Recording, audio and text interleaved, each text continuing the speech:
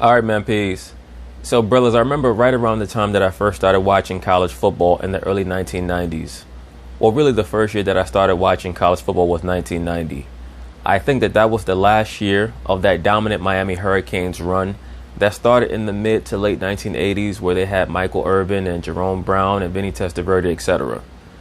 I caught what I believe was their last national championship in 1990. I'm trying to remember if that was the year or if it was 91.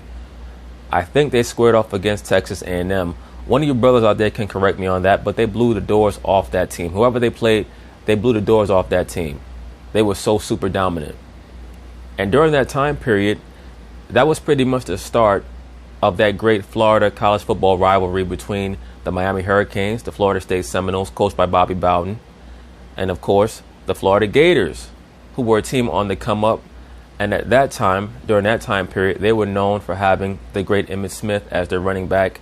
He went on to get drafted in the 1990 draft and, of course, have a Hall of Fame career. And as your program gains greater and greater prominence, what that means is that people are going to spend a lot more time scrutinizing not only the performance of the program, but also little things like fan celebrations.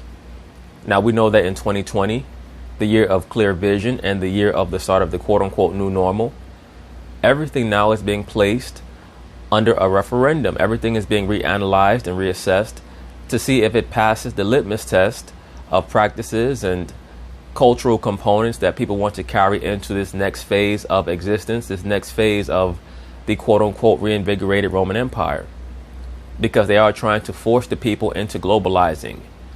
So anything that can be found to be quote-unquote offensive, they're going to reassess and either do away with or reform in some way.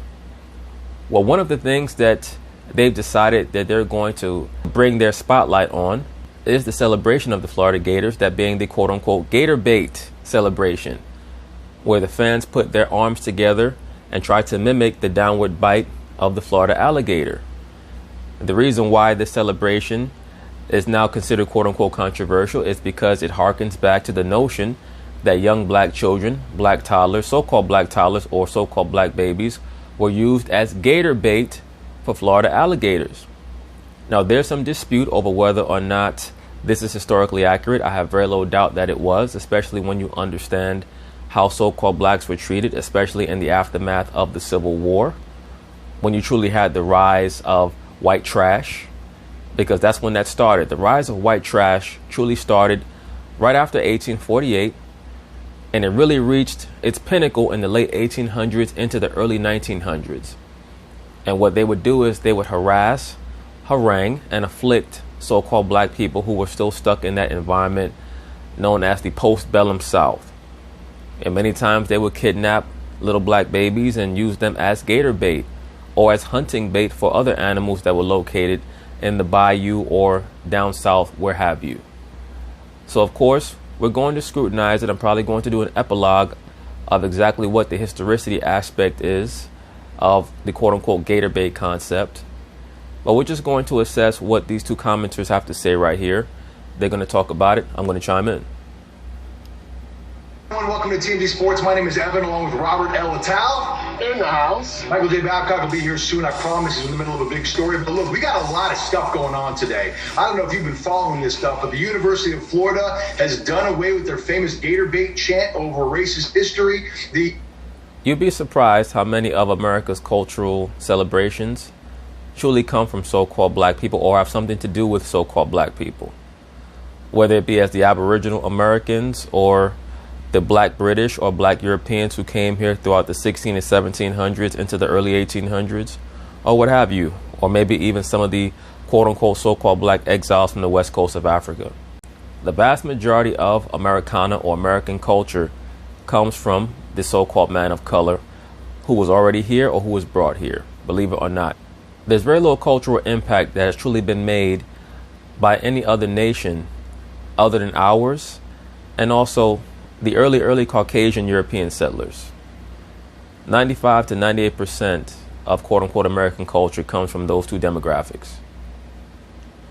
The Redskins have removed a monument to a racist former owner, and now LSU, the greatest football program in all the land, has some decisions to make about the nickname for their football team over a connection to Confederate soldiers. I mean, a lot going on today, but I want to start. I wonder if UNLV is going to change their moniker as well, the UNLV Running Rebels. The Florida Gators, because in the mid-90s, a star player named Lawrence Wright began the Gator bait chant. He would name schools, rival schools, and say, you know, if you're not a Gator, you're Gator bait. So he would say Florida State, and the crowd would respond, Gator bait. Miami, Gator bait. And that rivalry was epic back in the early 90s. Between the Hurricanes, the Florida State Seminoles, and the Florida Gators, that shit was epic back then. To this day, Florida is a hotbed of football talent. If you were to just take the best football talent in Florida and compare it to the best football talent from the rest of the country, I guarantee you that Florida team, comprised of all the best football players just in that state, could compete with the best football athletes from the rest of the country. No doubt about it. All throughout the early 90s, those three teams were going at it. Here's an example of the Florida crowds doing it recently. Take a look.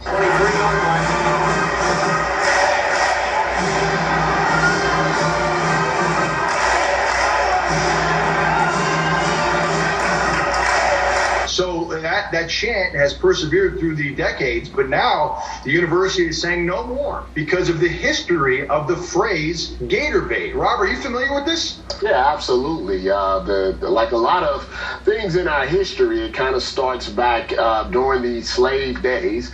Well, actually, it starts right after slavery. That's truly where the concept of Gator bait comes from, right after slavery. And unfortunately for this brother, Robert Littell, like so many other so-called black people throughout America, they analyze themselves through the prism of being a slave. So therefore, they're going to have low self-esteem from the foundation because they have no true understanding of where they come from. They have no true grasp of history. So now they have allowed the mainstream media to synchronize themselves with slaves, which is why the other races, they get up in arms when so-called black people actually want to align themselves or correlate their history with anything other than being in chains. So what the liberal Caucasian does is they try to reinforce that synchronicity of black equals slave even more with the victimization agenda. But no, Gator bait really does not go back to the time of slavery. It more goes to the time right after slavery, because that is when the rise of the white trash truly occurred. Most of the so-called Caucasians in America are descendants of white trash. The vast majority of them are still white trash. You have entire regions in America that are comprised of 90 to 95% white trash. Indiana, Oklahoma, West Virginia, Ohio, 95% white trash. Most of those people, the white trash I'm talking about, did not have the financial means or the intellectual capacity to own slaves. They were able to develop their own sense of self, their self-image, and their validation for their existence through being used as intermediaries between the actual slaveholders and the quote-unquote slaves or the disempowered so-called blacks. Because you have many people who were quote-unquote freed blacks who after the Civil War were relegated to the same standards or to the same level societally as the quote-unquote freed slaves. Because what the Civil War did is it really disempowered a bourgeoisie class that was not just Caucasian. You also had a black bourgeoisie who were a part or members of the movers and shakers. Like, there's a reason why right after the Civil War, you had more black congressmen representing southern states than you have now. Back in the late 1860s, early 1870s, you have more black congressmen than you have now, damn near. So there's no way in the world that you're going to tell me that people who could barely read, who were illiterate, and who were untrained in administration and how to run or govern a society went from the cotton fields to Congress in a day or in a week or in a month or in a year. Those people were already highly educated. So there's a lot that they don't tell us about the various strata of American society and where the so-called black man and woman dwelled during that time period. But just to get back to the point, when you talk about the concept of Gator bait, that was an attempt to really demoralize the mindset of the so-called black community at that time by trying to relegate their children to food for animals. So in other words, you're not even on the level of an animal. You're only worthy of being used as food for animals. And they took advantage of a lot of so-called black people who were dwelling in a lower status and had no idea how to escape their condition. Debate was actually came about when racists would use small black children to actually entice alligators to eat them. And they did it as a sport, as a game. They thought it was actually, funny.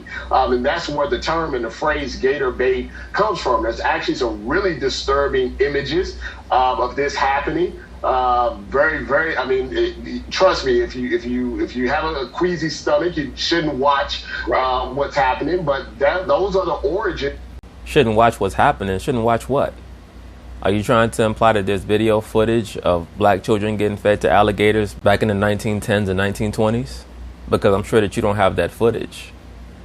But at the end of the day, once again, these are parts of our history that we have to have knowledge of and understanding of. Both the good and the bad aspects of our history, because our history is nuanced. It's not just about sitting in a cotton field with a damn big ass chain around your neck and you not being able to go where you want and walking around in tattered clothes picking cotton. That's what they want you to believe about your history. And I always say this, that they pulled us from the west coast of Africa with a bone through our nose and a plate through our lip. Because what that's supposed to do is instill a sense of thankfulness within the minds of the so-called black man and woman towards the so-called Caucasian, so that the so-called Caucasian can absolve themselves of any sense of culpability. Because at the end of the day, the judgment that's going to come is going to come towards nations. It's always nations that are judged. Scripturally, nations get judged. Now, individuals are going to get judged for their actions on the day of judgment. But carnally, in the terrestrial realm, nations get judged. So our people fell as a people. Other nations or races of people rise as a people. So that's why you have, or that's really the genesis of the concept of quote unquote white guilt. Is because deep down, many members of that particular nation of people believe that they're going to be held accountable for things that other members of their nation of people have done. Because it's pretty much programmed within the subconscious of all people that they're going to rise together and they're going to fall together depending on their lineage, their background, their culture, etc. That's why culture is so important. That young black children basically being used to entice alligators for racists as a sport. Yeah, and racist white people used to actually refer to black kids as gator bait, as a slur. It was a horrible, horrible thing. The university has said no more. We're not going to allow that chant at the games anymore. I know there has been some pushback from other Gator fans, including players, including Lawrence Wright. Lawrence Wright has spoken out and said that he doesn't see the real harm in continuing the chant, stuff like that. But Robert, you feel like this? Let me say this. I agree with him. I don't see the big harm in continuing the chant in and of itself. In and of itself, to me, it's not a big deal to continue the chant involving gator bait because it's about what the intent is. It's very obvious that the celebration is an allusion to the team being the Florida Gators. The alligator is the mascot of the Florida Gator team. It's not like they're saying let's go out there and feed black children to alligators. The alligator is an animal that's associated with ferocity, strength, power, etc. They're going to devour their enemies. That's what the football team is trying to imply with the celebration. It's not a big deal. But this video does give me an opportunity to go into or address some of the historical components involving the concept of quote unquote gator bait. And if you go onto the internet and you try to do any real evaluations or research pertaining to the topic, you're going to run into people who claim that it was a hoax. It's not a hoax. There are many things that occurred, especially during the quote unquote Jim Crow South, that people do not want modern day so-called blacks to know about. The concept or the practice of gator bait is one of them. Thing to do. Well, I understand where he's coming from. I mean, the way that it's obviously being used now is different than the origin. So I get what some people are saying about a lot of this stuff. It's like we've changed the narrative of whatever the origin was. It's different now. It's 2020. We're not using it in a negative way. We've taken control of the narrative. And also, at the end of the day, the term Gator bait was not a term that was invented only to be in reference to so-called black children. Any piece of meat can be defined as quote-unquote Gator bait. So that's the reason why there's no need to get rid of the term or the celebration. The problem is, once people figure out what the origin story is, then any time that it happens, it's going to be in the back of people's mind. And that's why I think you have to get rid of it. Well, let's talk about the origin story for the LSU Tigers, because that is going to... Low-level wokey-woke blacks always want to get rid of history that offends them. And all that ensures is that history will repeat itself. That's all it does. When you decide that things in history that you don't like need to be stricken from the record books, all you're ensuring is that it will repeat itself somewhere down the line. Moving forward here as well. I don't know if you're familiar with this, but the LSU Tigers, if you start looking into the history of how that school got the nickname, the Tigers, there are a lot of reports that say it stemmed from a particular military force in Louisiana that supported the Confederacy that was nicknamed the Tigers, and they fought like crazy people. They were apparently tough, even though they were supporting a racist, horrible regime. When the school decided they wanted to come up with a nickname for their sports teams, they looked to those soldiers for inspiration, and they decided to use the name the Tigers. Now, with schools like UNLV getting rid of the Running Rebels and removing Hey Reb, and with other schools like Mississippi getting rid of any kind of connection to the Confederacy, and other universities removing Confederate monuments, you have people over at Texas and Clemson doing the same thing. Do you think that LSU should look deep down and decide whether or not they should move on from the nickname Tigers? No, they shouldn't, because a tiger is an animal that is ferocious. Once again, it's very common for sports teams to pick monikers that are an allusion to their strength and their ferocity. The Chicago Bears, the LSU Tigers, the Detroit Lions, so on and so forth. I understand why this is a slippery slope, in the sense that our country is built off slavery. So anything that has come about over the last 100 years, if it started a long time ago, it's probably going to have some racist connotation to it. Now, my thing is this. Why not let's start a new history? A history that is inclusive, that doesn't include any racism. Good luck with that. Let's start a new history that doesn't include racism.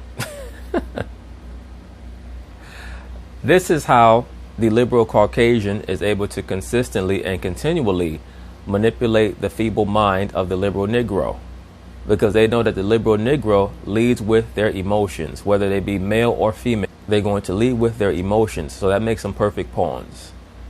What person in their right mind or with a brain would say, you know what, let's start a new history that has no racism in it? How about this? From here on, let's make sure that people are held accountable for their actions. That's all you can do, starting with yourself. Against them changing things. Now, I understand that, it's a tiger. Like, there's a lot of different ways. I mean, it's Tiger. There's Tony the Tiger. There's a lot of different tigers. Sure. So, I mean, that's a little bit more broad, and that's a little bit more where you can say, hey, I understand where it came from, but we're still like a tiger. I think it's a little bit different than when you say like something like Ole Miss, and talking about Confederate flags and things like that. I think it's a slippery slope. We should take them one by one. I don't think we should go too far. Like, it wouldn't bother me if they stayed the Tigers. Every time I think of a tiger, I'm not going to think of something racist. But if there's something... You sure about that? Some of you wokities are able to think of something racist no matter what the topic of the conversation is. And the hilarious thing about wokities is that they're always trying to play the quote-unquote racialist angle. But deep down, they're the ones who are infatuated with the Caucasian the most. They're the ones who have the lowest level of rulership mentality. And they're always talking about race because all they're concerned with is trying to guilt shame their God, the Caucasian, into loving them. That's all they're about. That's all they'll ever be about. Truly specific about it, then I'm all for let's start a new history, let's start a new chance, let's get new monuments up of people that were on the right side of history for our country. Good luck with that. Also, the liberal Negro is a huge pseudo-patriot. When I say a pseudo-patriot, what I mean by that is they're willing to go all out for America, but it's their own idealistic version of what they think America is supposed to be as opposed to what it was. If you're someone who was a serial killer from the ages of 20 to 30 years old, and from 30 years old all the way to 60 years old, you've done nothing but great things for people. You still have to be held accountable for what you did from 20 to 30 years old. In the same way, America will be held accountable, as will this entire global population will be held accountable for all the things that they've done, all the lies that they've propagated, all the atrocities that they've committed. And anyone trying to stand in the way of that will be destroyed. That's why the scriptures tell us, though hand join in hand, the wicked will not go unpunished. So the liberal Negro, once again, their job is to play both sides. Their job is to convince the masses of so-called black people that they're on their side.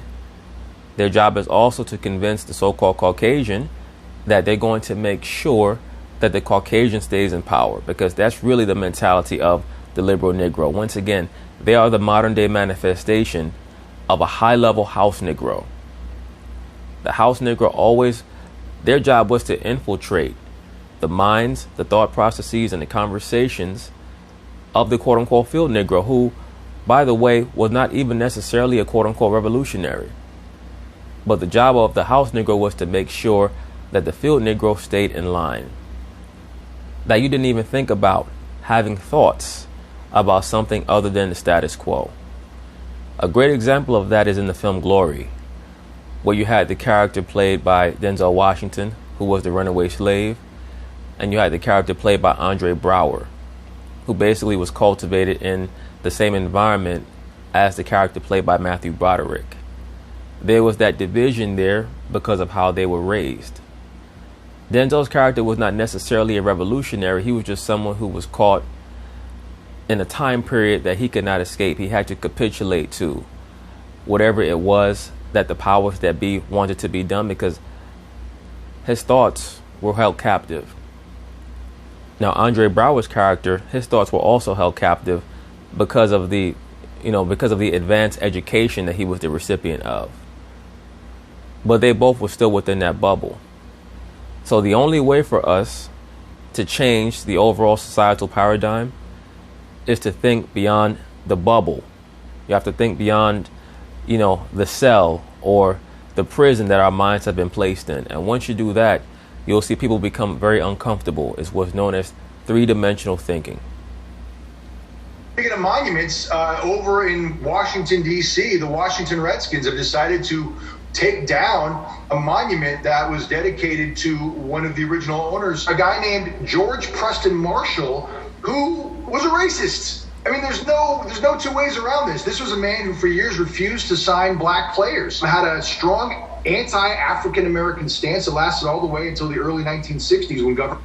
And what's interesting about that is, once again, the Redskins were named after the copper-colored Aboriginals of America. Threatened to force him out of RFK Stadium if he didn't sign black players. Still, a monument stood until this week when finally the Washington Redskins decided to remove the monument. Basically saying that it's time to move on from that. As a matter of fact, we actually spoke with Washington Redskins star running back Adrian Peterson to get his opinion on whether he thinks that was the right move to get rid of the statue. Obviously, it's the right move. I mean, it's not even a debate, but here's what Adrian Peterson, once again, if you were to compare the amount of quote-unquote melanin that he has in his skin to the emblem that the Washington Redskins used to have, the emblem of the Redskins might even be a shade darker than Adrian Peterson. Had to say about the removal of that statue. It makes me feel good, because it's been plenty of times I've walked.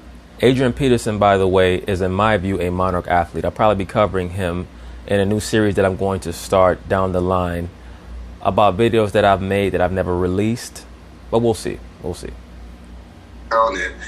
being in DC too, and being able to go down to Washington and see all the monuments and things like that, and obviously different states and all over this country, you got monuments, buildings and stuff, and statues that are named after people that owned slaves, people that were racist, and people that were ruling.